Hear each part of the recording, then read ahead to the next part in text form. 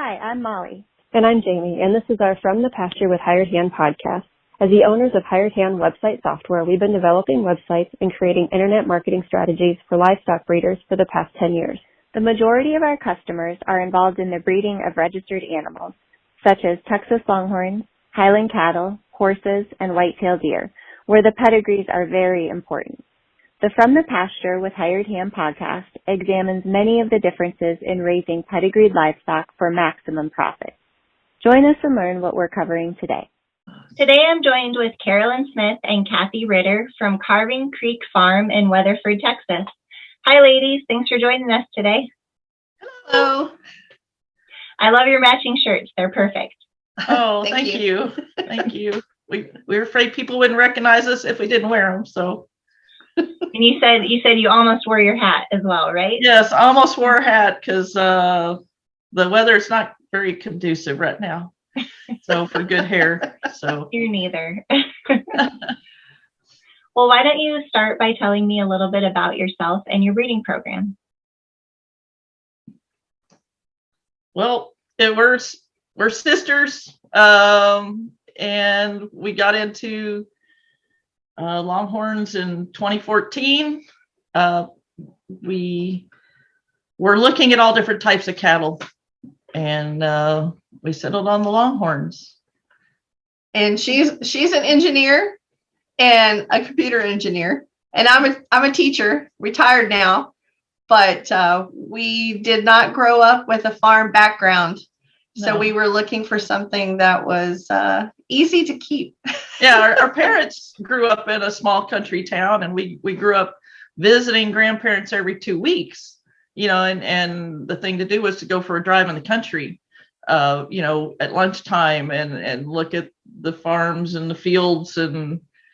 But yeah, it was cats and dogs that were, goldfish, gerbils. It was that sort of stuff. Not cows. Yeah, or horses, either one. So yeah.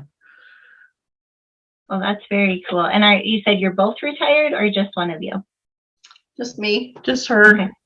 I've still got a few more years. I'm the younger, the baby. So yeah, I got a few more years, and the more cattle we buy, I think I'll be working longer. So. So how did you come up with your ranch name?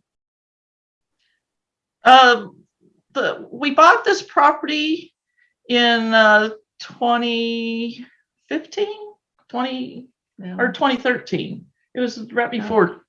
And the property has a creek that runs through it. And when we were trying to figure out what we were going to call ourselves, we were looking at, windmill and country things, and there was this creek. Well, then started going, well, what do creeks do? Well, they carve. And our maiden name is Carver. So we decided to go with Carving Creek. And since we have so many different, we have llamas, or we had llamas, and horses and then cows, we decided to put farm on the end instead of ranch. That's great. That's one of the best stories I've heard about a ranch name in a while. That's very, very clever. I like it. We love naming things. Yep. How does that work when it comes to naming the cows? Do you take turns, or do you have a whole list that you choose from, or what do you do there? Oh, we bounce it off of each other. She comes up with maybe a theme, and I start throwing things out, and then bounce it back up to her again, and we'll text back and forth for hours on trying to name something. Yes. I mean, and it could be, it could be based on, something that's going on. Cause like one of them is heat wave. Well, we were in the middle of a heat wave, and Ice Cube was in an ice storm. Mystical, one of them. Oh, Sahara. Yeah. Mystical Moo. I went to Vegas, and there was all these slot machines, and I was writing down names of slot machines that had these good names, and would save them on my phone. And sometimes it comes in handy. Mm-hmm. Right?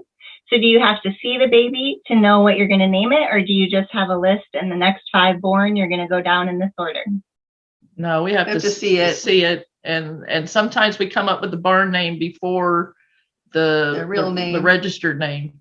Mm-hmm. Yeah, they all have their own personality, and sometimes that comes into play as far as what they're going to be named. And color. Because we have one named Charmin, and she. That was during the pandemic when you couldn't get toilet paper, and she's white, so that's her barn name is Charmin. Nice. That makes them a little bit easier to remember, I feel like, when you can tie it to something that happened, or an event like that. That's neat. Yes. So for those who are listening and not necessarily watching us on video, this is always tricky for folks, but can you try to describe your brand to me? It is two interlocking C's. They're opposing each other, one above and one kind of fitting into the other one, the opposite direction. And that really is because of our names. We were both named with the letter C at the beginning of our name, and with Carving Creek starting off with two C's, we were like, oh, there's our name. Yeah, that was actually one of the easier things that we came up with, was the brand. So which came first, the brand or the ranch name? The ranch name. Okay. So a good coincidence then that you're both named C names and the ranch name was double C, right? Yes. Right. Yes. So I don't want to say it's uncommon, but it's less common for two females to, have a breeding program, have a ranch. Is it just the two of you? Do you have other family that helps, or tell me a little bit about that? We have a supporting cast for sure. Yes. And all, my husband helps us feed every night, that he's not at the church. And he's shown for us. And he's shown. Her son helps her feed, because she feeds in the mornings because I'm at work. And then sister-in-law, she helps. She'll stay here when one of us is gone to help the other, and she goes to shows with us and helps us show get the animals ready for the kids to show. And she's shown for us as well. She's shown for us as well. And also, yes, it takes a village, to do this.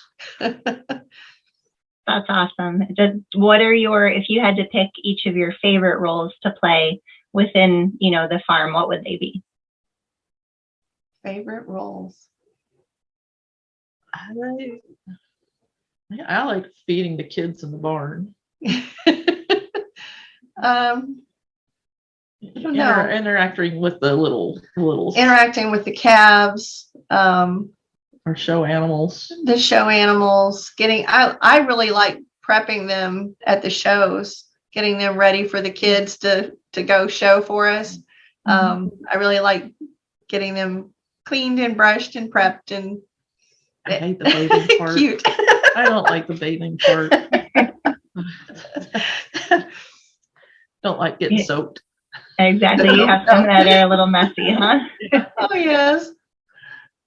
So who's in charge of the halter breaking? Oh, we leave that to our mentor and good friend, Raylan Stevens, out of Chalk Mountain, Texas. Yeah, we bought our first halter broke heifer from her, and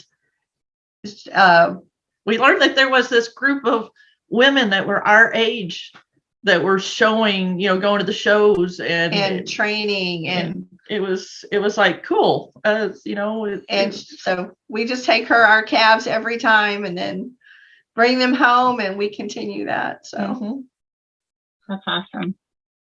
So you talked a little bit about when you were younger, kind of driving around with your grandparents. But what made you finally, when you got the farm, what made you finally settle on Longhorn? I guess you found out the info on the Longhorns. I mean, it's Texas icon. So, but we had been looking at jerseys because they're cute, and Herefords, and it helped. It helped a great deal that our neighbors raised Longhorns. So when we bought the property, the people next door had Longhorns, but we had been looking, and I was worried that, Hereford might, that being city kids, we might not feed them enough, or or having to pull babies. Yeah, having to pull babies. Don't want to have to pull babies. And we learned about Longhorns and how self-sufficient they are, and you don't pull babies, and they're healthy. And then we started talking to a breeder down south, and that was it. Yeah. So did you always know that you wanted to show, like, no matter what breed you were going to get, were you planning to show? No, so that just kind of happened as well? No. No, it was just, we were getting some Longhorns. That's how it started. And yeah, if we hadn't fallen in love and wanted that one that led us to Raylin, we would have probably never gotten involved in exactly showing. We didn't know anything about that part of the Longhorn world until I bought Edie. Yeah. So tell me a little bit more about that journey. Once you got started, who did you buy more from? How did you find them? Why did you buy the ones that you did?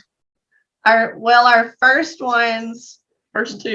two we bought from David Hillis, right? Double Helix Ranch, way down south. When we were pulling the trailer down the road to get to his place, we were having to go through all these cattle guards because you had to go across other people's property, and I was hearing banjos play in my we were wondering what we had gotten ourselves into. And because I mean, when we loaded those two, I was like, oh no, what do we do now? I know that was what do we feed them? Oh my gosh, what have we done? And we brought them home, and it's amazing that they are such good mamas. But I had been searching on websites looking for the perfect pair of Longhorns to start with, and they had the color, the breeding, and all, and we were like, I just love those too. And they were brindle, they were going to have lots of color, and the prices were right, and it was just like, and it was not long after getting those two that we started looking for a bull. We were like, we got two females, we have to have a bull. Yeah. And that led us to Vincent Guillermo, White Rock Ranch, which it no longer exists, but he really helped us. He really helped us. We spotted a bull calf, I guess out in the pasture. Yeah, and he just we were in love from the first time we saw him, and we learned about his breeding, and we wanted to get in a drag iron. We were looking at drag iron because drag iron was big back then, and I mean it still is, but drag iron was the thing. But we didn't want to put that amount of money into a bull because we're like, we don't know anything about bulls, and we can't spend that type of money. So we started looking for others that were out there. Ran across this bull calf out of Vanism, and Vincent was so he was so sold on his bull, and it was a partnership bull, and he was just so into it, and he just really convinced us. And while we were waiting for our little bull to grow up, we went down to a sale actually, and Vanism was there, and so we got to meet Joe Dowling, and Vincent showed him off. We actually got to see Vanism. Yeah, we actually got to kind of touch him and all, and he was such a gentle bull, and we were like, oh my gosh, we've picked the right little bull calf. And he's just always been awesome. And then we brought the bull calf home, and he was depressed. And we called Vincent up, oh my God, our little bull calf, he's gonna die, he's so depressed and all. And we drove back, and he had some heifers for sale, and he allowed us to pick out a heifer that he had gotten for his herd to bring home for for Vandal, and that's how we got our fourth animal. Our fourth one. Yeah. Oh my! It was beginning to be like potato chips. You can't have just one. Yeah, and then all different colors, and that led us to Silver, And because she and was eating. Grula, and yeah. So did the animals? Yes, and she actually, we visited her at the show ring. I mean, we actually got to see a little bit of a show. And we got to see Silver at her show, and then we got to see Edie at her show. So we started kind of seeing some shows, but yeah, it's, you meet the people at the shows and you just want to be involved because everybody's so nice. Mm-hmm. For sure. Were the animals that you got from Vincent, did they happen to be black and white? No. Okay. No, our little bull calf, out of Vanism, he is brown and white. He looked like a little Hereford. Yeah, he Hereford did. lineback. He did look like a little Hereford lineback baby out there. He was so cute. And now the female, the heifer we got, was black and white. Yes. So. Yes. So for our listeners that maybe don't know about White Rock, back when Vincent had the ranch, he truly tried to breed like the best black and white Longhorn there was. So that's why I asked that question. The blue herd. Yes. Yes. Yeah. Vandal has a black and white blue roan mom. And so we were hoping to get some more of those, which we have. Yes, we got to do. He's thrown some, so he's thrown all different colors. Yeah. He's a wild type, so you never know what you're gonna get, which is nice. Yes. So talk to me a little bit about your breeding goals. What does your farm look like if we look at the next year? Color. Yeah, we're trying to add more color. We currently, on our main herd, we have a son out of Vandal that he's from a black line, and his calves are just hitting the ground, and we're real pleased with what we're getting. Yeah, and that's Jack of Diamonds. Yes, and then we have a bull that we showed the last couple of years, clearly vandalized, that we call Junior, that we've just put on a few heifers, but he was winning quite a bit for us. He was winning for us. He's got the wow. He's very, very laid back, just like Jack is out in the pasture right now, and just like their daddy, very laid back, very, not fazed by much. And Junior has a lot of color in the brindle, and we've got big hopes for him. Yes. So. What if you look out towards the next 5 years? How do those goals change? Hope to survive. Survival right now of the economic times. Economic times with the cost of feed, since we've got several show animals, and the hay shortage and all. So yeah, it's survival. And what's Junior going to produce for us? Right. I mean, what's that going to be like when his babies start hitting the ground? So that'll be fun times. Let's switch to a little lighter topic. I didn't mean to bring down with thinking about the economy or the next 5 years. So being in the show arena, I know you're going to kill this question. So I want to hear your funniest Longhorn story to date. And if you each want to tell one, I'm totally good with that. And in the show ring? Any story? I got one. And you go ahead.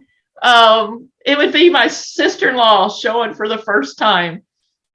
She was showing Prada, wasn't she? She was showing Prada. And pretty little heifer. Yeah, little dun heifer. And she knew Carrie was green. And let's just say Carrie's shirt was totally unbuttoned all the way down by the time she left the arena. She learned that snaps in the show ring on a shirt don't. Yes, yeah. Yeah. She was just, and also that was funny. But she survived, and she did a good job. But Prada was taking advantage. Well, it sounds like maybe Prada's next cast needs to be named Indecent Exposure. Yes. Oh, yeah. Mine was showing Edie, our first show cow, and walked in the ring, and she'd already been giving us trouble before ever getting in. She was in heat. Yes, she was very into any bull in sight. And we got into the show ring, and I think I made it about halfway across the show ring floor, and the sand was very deep, and Edie knew that. Yeah, this is and we're walking along, and all of a sudden she bumped me really hard, and my feet went cross, and then she hit me again. She knew just when to hit. She hit me again. I went flying in the dirt, and she took off at a run in the other direction. And what was funny was the ring steward was one who had helped with halter breaking her. So she ran over to the ring steward and just looked at her like, "Hi, I know you. I'm here." And so she just turned around and just held her halter and just waited for me to walk over and gave her back. And then she was fine, but she knew. Yeah. She just wanted to go visit her quick, right? Oh, yes. Oh, yes. Yes, she's very strong-willed to this day. Yes. So I'm sure along with all of the humor, there's some great lessons and stories that you have as well. What would your advice be to new breeders who are looking to kind of get into the show circuit, or even just get into the breed with the purpose of being involved in the show circuit? Go attend shows before buying. Yeah, go see a show, go stand around. Talk to people, talk to the kids. Oh, talk to the kids for sure. The kids know a lot. Mm-hmm. And all. I was gonna say just don't get caught up in the potato chips and the color, and don't buy them too fast. Yeah. And all. Yeah, do some research. If you're wanting to show, do some research with going to the shows, see what's being shown and all, and talk to the kids. The kids can tell you a lot. Their parents can tell you a lot.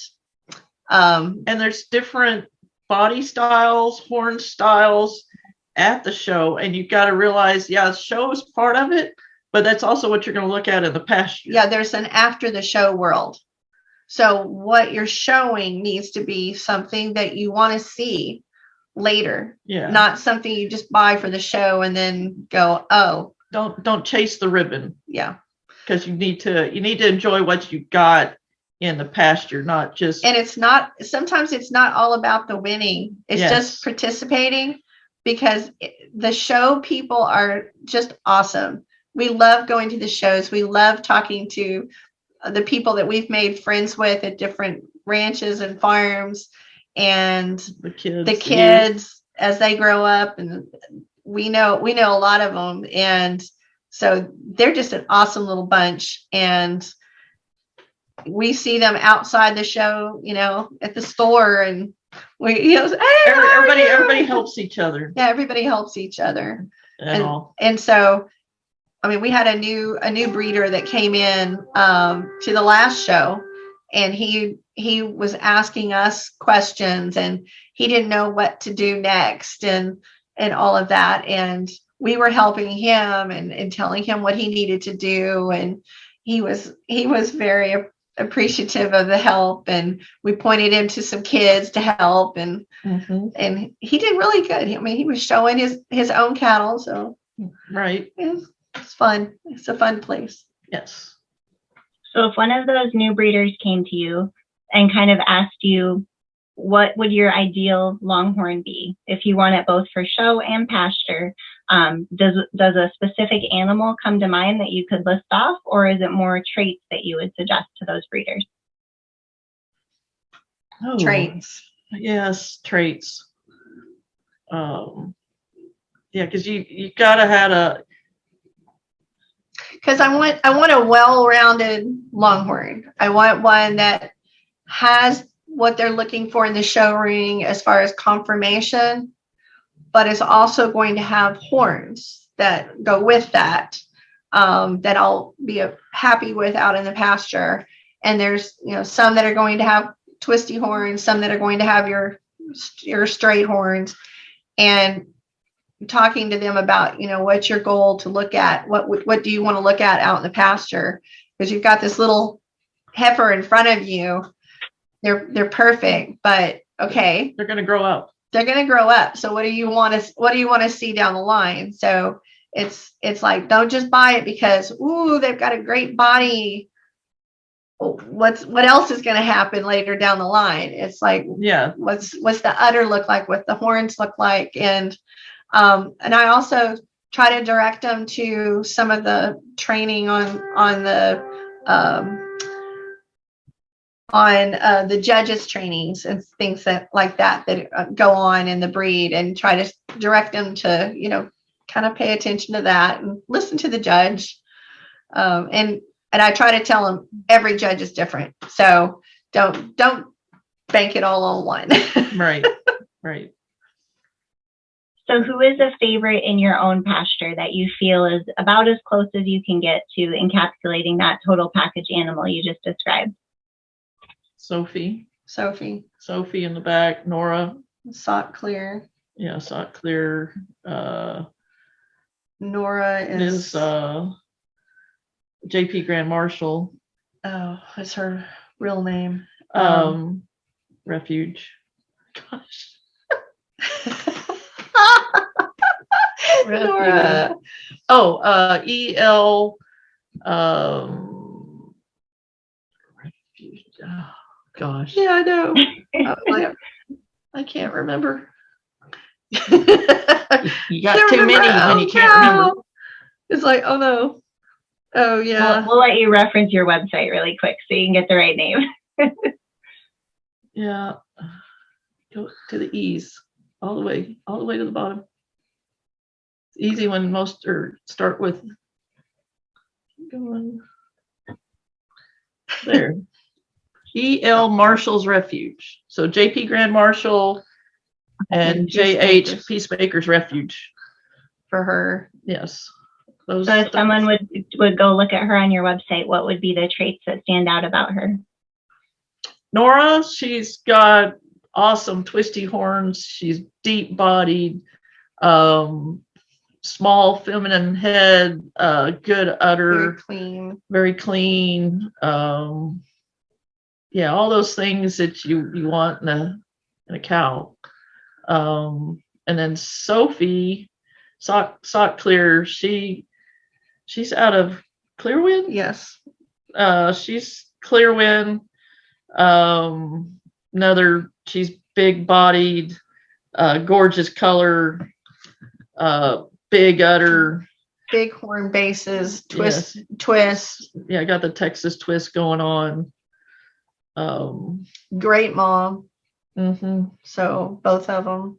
Yeah, it's just like the feminine head, deep bodied cows that have pretty horns and color, and not that I'm not against, a red roan red roans and blue roans. Some of those get the biggest horns. It's impressive. Yeah. But those are our two. Well, Molly. And Molly. We got a straight butler. She's ACC Monarchess. Yeah, she's one of our oldest cows. She has your old school horns, gray waxen horns. Yeah. She's a monarch daughter. Yeah, she's a wild cow for sure. Yes.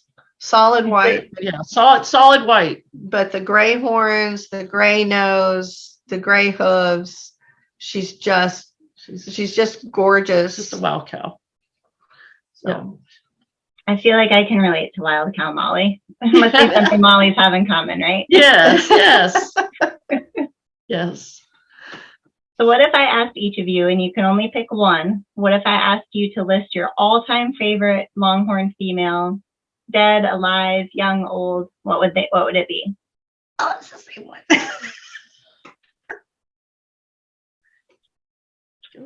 Isadora. Yeah. She is a wow cow. Was a wow cow.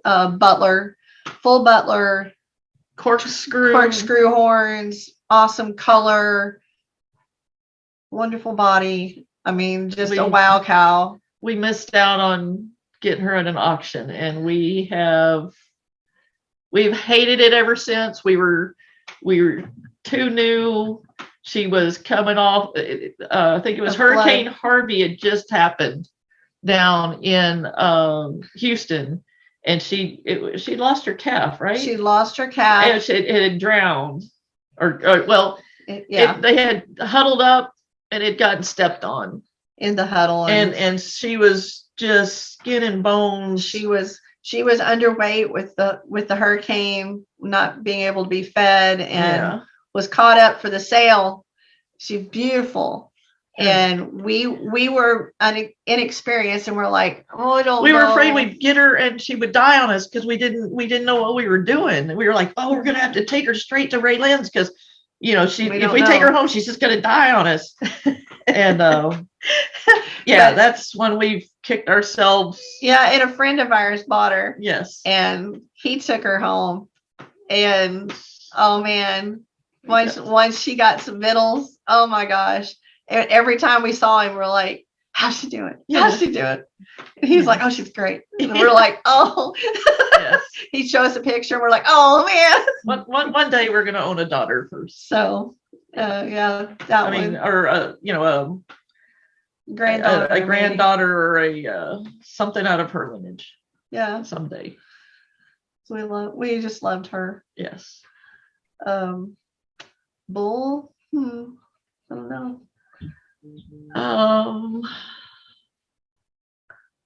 I really like JP Grand Marshal, but then got a soft spot for Vanism. I know. And all. Really, really, every time we see Vanism come up in a line, we're interested. Even though that's related to ours. Yes. He was just the whole package. Yeah, he was a whole package bull, and great disposition, and all of his daughters have looked pretty good. And all of JP Grand Marshals looked good. They did a good job. Yes. So I think that's I think we have to go with 2. Yeah. There's so many. It's really hard, but yeah. I think those are both great answers. Love what you're hearing? Be sure to check out our Pickup Truck Confessions. It's a video series where we hop in the truck or rental car and interview a variety of breeders about what drives their passion for their livestock, how they got started in the breed of their choice, marketing tips, and more. And now, back to the podcast. So is there anyone in the industry that you would like to give a special thank you to for helping you get to where you're at today? Oh, yeah. Yes. Lots of people. Yeah. David Hillis not laughing at us when we came and got the first 2. Vincent, for I think every Saturday after we saw Vandal, we were at his place, and he would just let us stare and talk to us and tell us about different lines that he knew about, in his Blue Roan herd. And then Ray Lynn, we probably would have gotten out by now if it hadn't been for her. Ray Lynn Stevens has really, her and Stan have helped us a lot along the way. Lazy R Ranch, White Rock, Texas. Or no, Chalk Mountain, Texas. Chalk Mountain. Yeah. we spend many hours just talking, and on the phone we're talking through good times and bad times.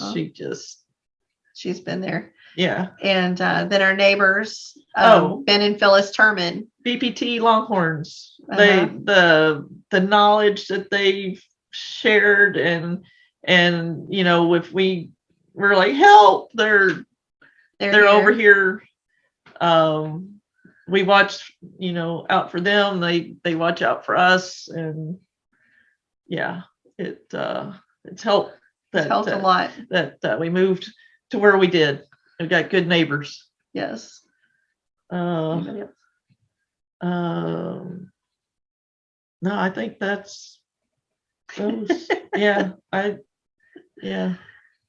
can't think of anybody. There's so many other people because in the show world, there's been people that have kids that we could probably go if we hadn't run into them to show our animals. They taught us a bunch. Yeah, the Yarboroughs, the Elliots, Kendall, Blaine. Blaine Moore and her mom. Yes. I mean, there's so many other kids. Oh, I know we're gonna get in trouble if Russ Thompson and Alicia. Yes, we'll get in trouble. Yeah, we're gonna get in trouble because we're gonna leave somebody out. But, the kids, they taught us so much. Yes. And all, and they're just the kids are just tough. Yes. Yeah. Help us old ladies out. Oh yeah, all the NASA kids. They're always willing to come help somebody who's got a heifer running down the aisle. Yeah. So. Yeah. Well, being another female in the industry, I know that sometimes it can be difficult, right? To kind of stand your own and prove that you're knowledgeable and all of that. But if you had to kind of come up with one piece of advice for fellow females who are looking to really, have their own breeding programs or take hold and, really go forward with something in Longhorns, whether it be showing or business or anything, what would your advice be to them?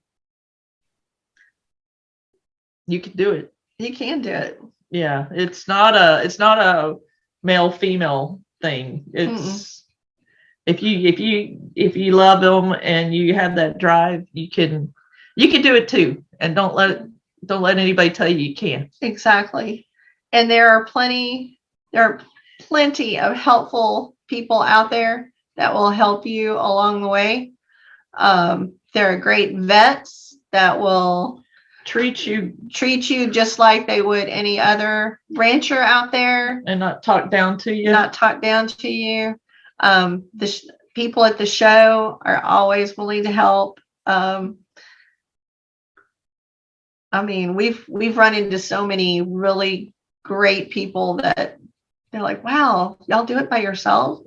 Yes. Yeah. And they're like, oh my gosh. And they're willing to help. Maybe a little harder to clean out, 50 feed sacks out of the back of the truck. Yeah. But, but we can get it done. We can move cattle through the pens. We can get them into the chute. Mm-hmm. So, yeah. We can drive. Do you find yourself surrounding yourself with other strong females? I know you've talked a lot about Raylan and the role that she plays with your program, but do you kind of gravitate towards those other female-led services or breeders? I think, we see a lot of, women that have brought the kids to the show because the guys are, working or they're not, I don't want to go do that with the kids. So they send the wife off, but they're handling it all.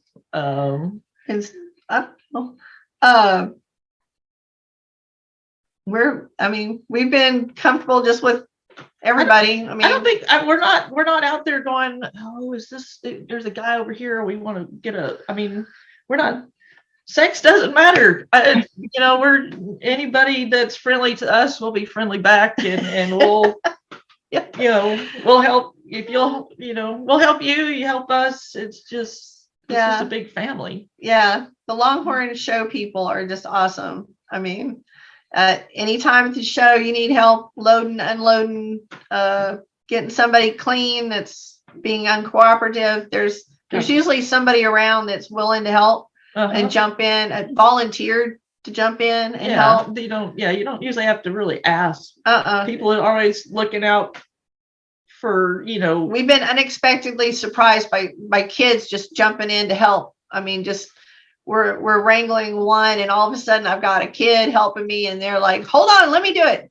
And they're like, woo, and it's done. And I'm like, whoa.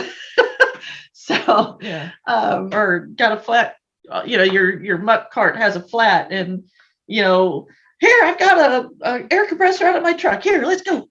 I know that it's like, okay. So we'll be trying to do it ourselves, and somebody will be jumping right in to help. So it's all good.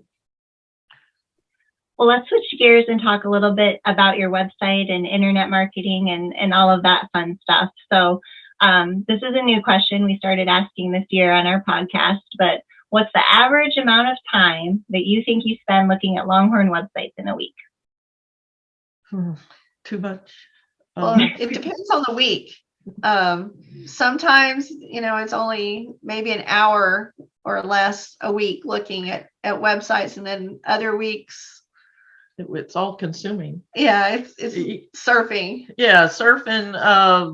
The phone battery doesn't last long enough. It's like, because you start looking here, and then you see something that leads you down this rabbit hole, and the next thing you know, you spent a couple of hours, and you don't know how you got to where you got, but you just swirl down. Yeah. So besides a good animal, obviously, what draws you in about websites? Like, what will make you spend more time on one site than on another?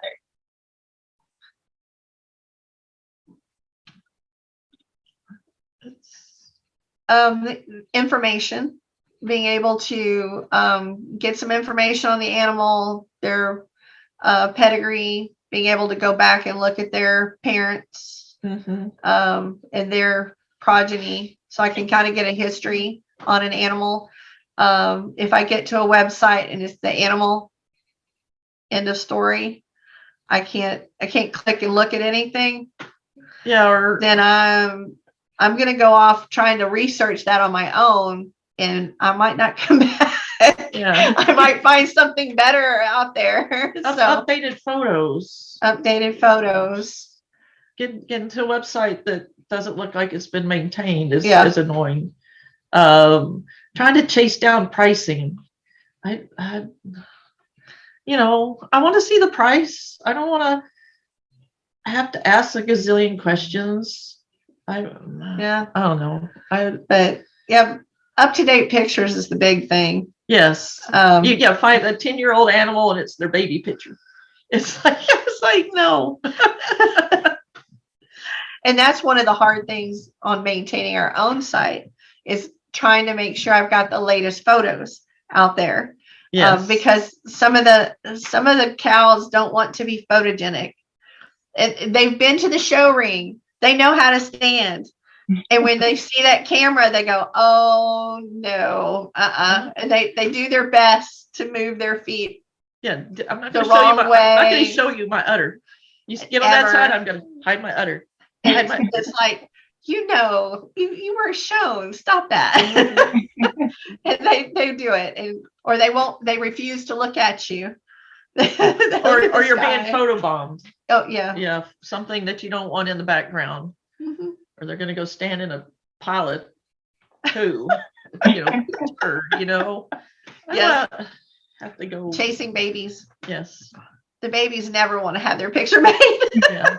Well, they want to come up. They won't stay back. They just come up, and it's like all you can get is a head and a nose. I know. Can't get a side view. Headshot. Yeah. Yep.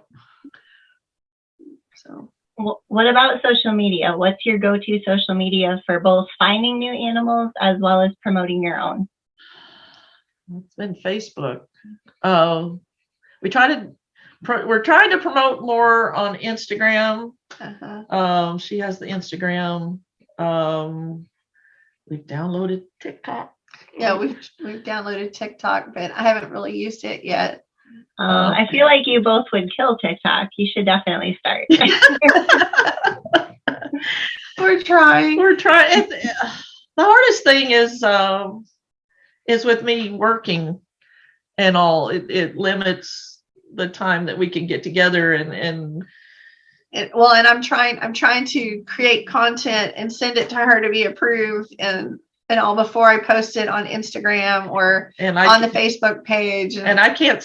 Where I work, I don't have my phone with me, so it's only when I go out to check. So yeah, it can be late nights. Yes. So well, it's great that you're embracing new trends. A lot of folks shy away from it and will only use what they're used to. So it's great that you're willing to try it. Yep. Doing our best. Yeah. Like this, the podcast. I know. What would you say are your 3 favorite hired hand websites besides your own?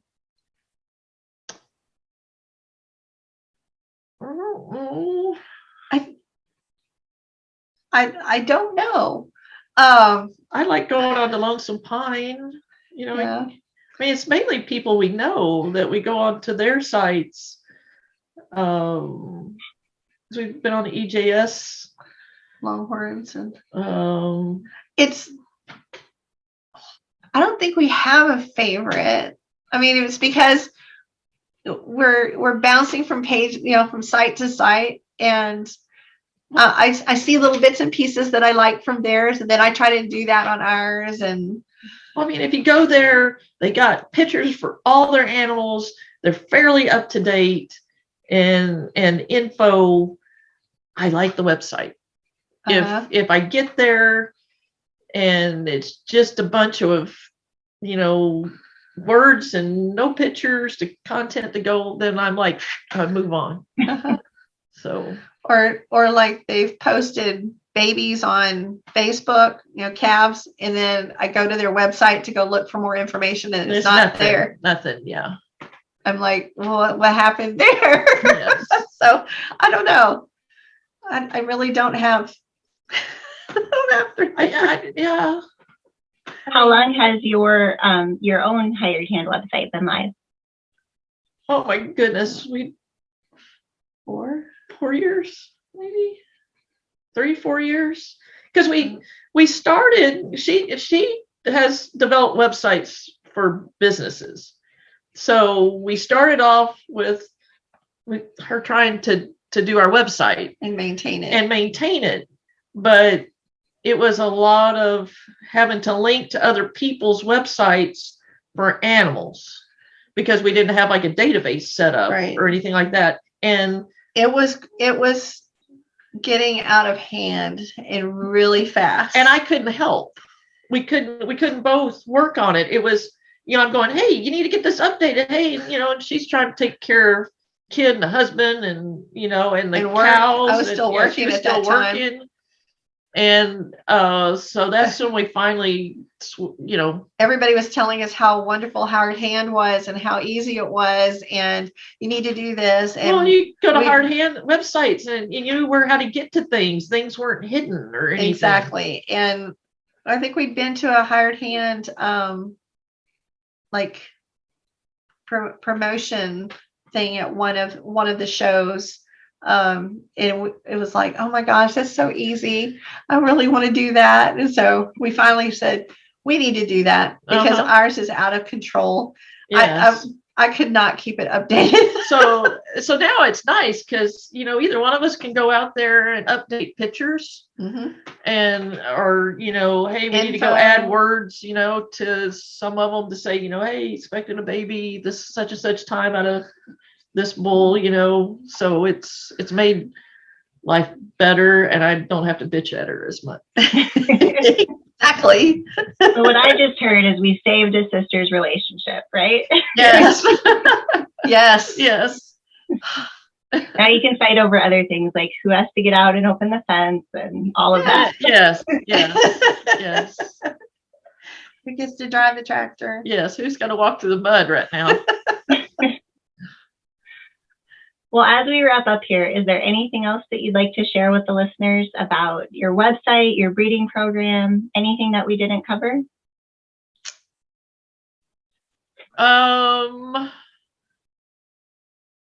No, I mean, we consider ourselves small breeders, even though I think we've got But the number of cows, we would not be considered small. But we consider ourselves small. We try to be honest with people. What you see is what you get with us, pretty much. And we're trying to breed for the total cow, the total Longhorn. We're not chasing horns. We love twist. Oh, we love twist. We love down swoops on those horns. We like to see some motion in those horns. Mm-hmm. So we're not in the tip to tip race. No. We're just breeding for that total package. Yeah. Good milker, feminine Longhorn female, a strong bull that has a great top line, looks like he could chase cows for weeks and never get tired, and not look like he'll fall apart in a pasture in a few years. We're breeding for animals that have longevity. Mm-hmm. and all. So Mm-hmm. And we're enjoying this ride and the Mm-hmm. people that we're meeting on this journey. Yes. And all. If we hadn't gotten into this, we wouldn't know how smart a Longhorn is, and the family dynamics, and just all the great people that love this breed. Yep. Well, thank you both so much for joining me today. We really appreciate it, and we'll be sure to link your URL and social handles, as well as some of the breeders that you mentioned in our show notes when we put the show out. Thanks, Molly. All right, thank you.